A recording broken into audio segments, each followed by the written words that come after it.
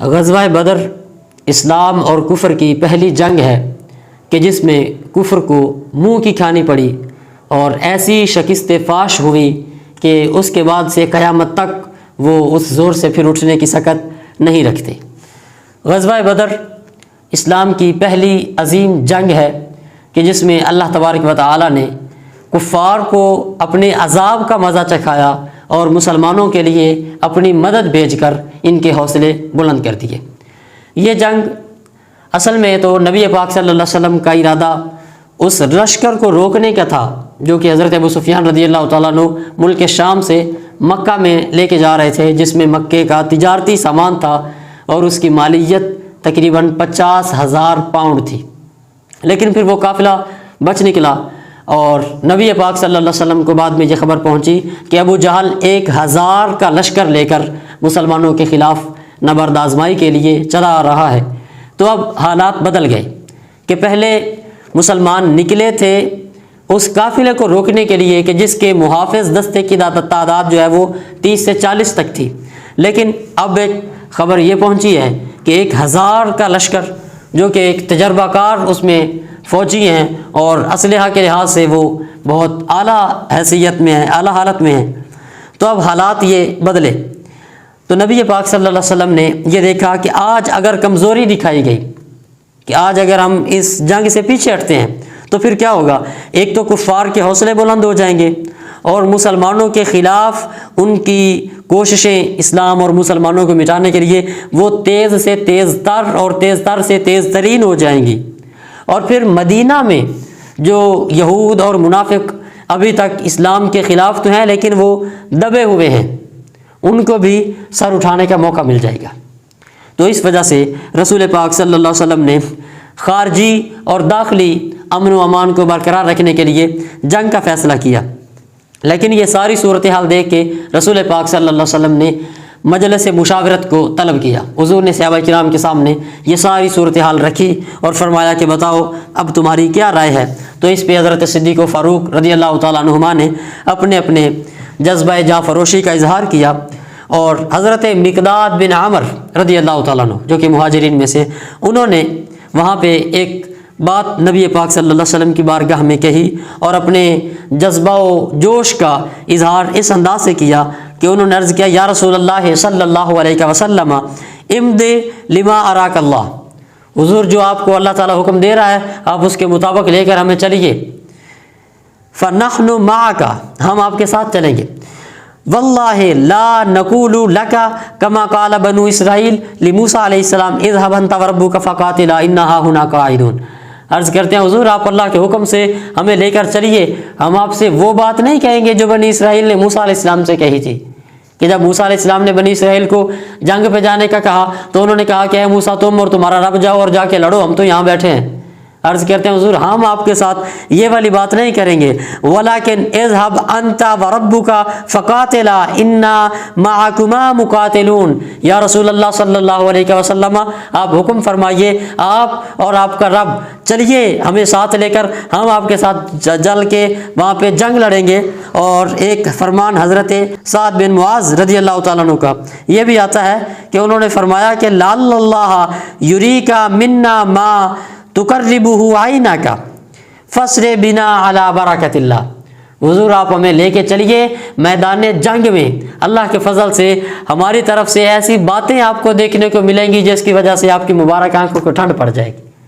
ہماری بہادری اور اسلام کے لیے ہماری جاں فروشی آپ کی آنکھوں کی ٹھنڈک کا باعث بنے گی۔ آپ پریشان نہ ہوں، آپ یہ نہ سوچیں کہ ہم ہار جائیں گے، ہم ہمت ہار کے اور کفار سے ڈر کے پیچھے ہٹیں گے، نہیں، ہم میدان جنگ میں اس دلیری کے ساتھ لڑیں گے کہ آپ کی آنکھیں ٹھنڈی ہو جائیں گی۔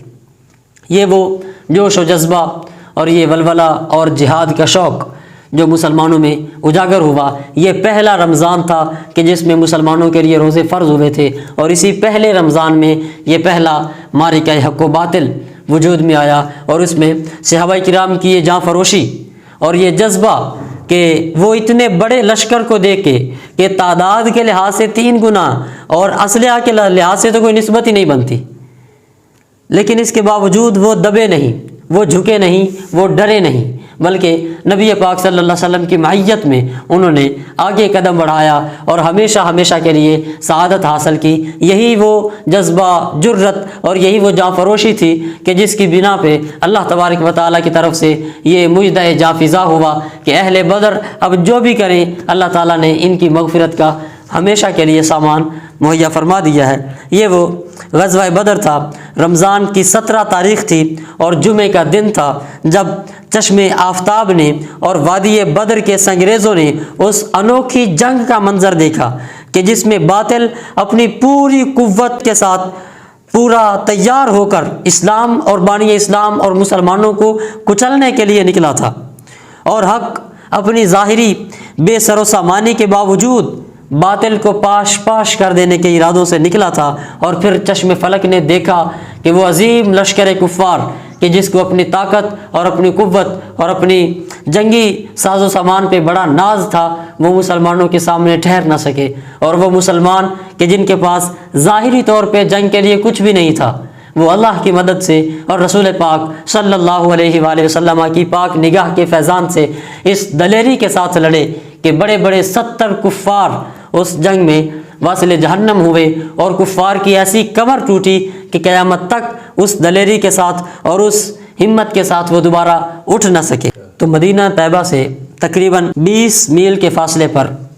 بدر کا یہ مقام جہاں مارکہ حق و باطل وجود میں آیا،